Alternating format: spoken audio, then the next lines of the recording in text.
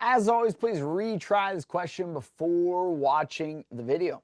Three things you need to know, or two things you need to know. If you don't know the answer to them, please add them to your cheat sheet, master them, and go back 5 before continuing the video. What is the RC for pronoun questions?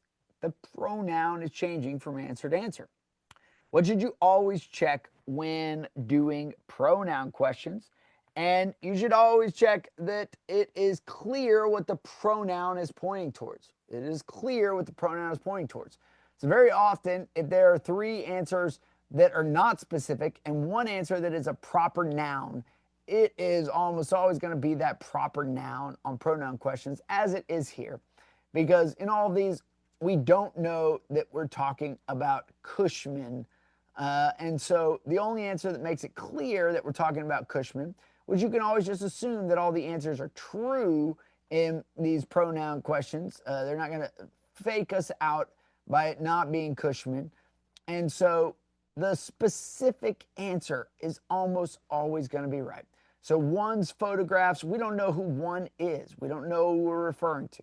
There, we don't know who we're referring to. His, we don't know that it's Cushman that we're referring to. It could be someone else. And so the only answer that makes it clear who we're pointing towards is A.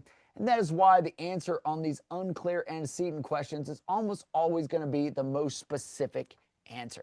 If this made sense to you, please add it to your worksheet and write what you learned that you want to retain along with the answer, and then go on to do the remaining unclear antecedent questions that you missed on this test. If this is the final unclear antecedent question you missed on this test, please go ahead and do the unclear antecedent mastery until you get 10 questions correct in a row. You also just might want to do the pronouns, all pronouns grouping mastery instead, so that it's mixing up all the categories so you get a little practice, not knowing exactly that it's going to be the most specific answer.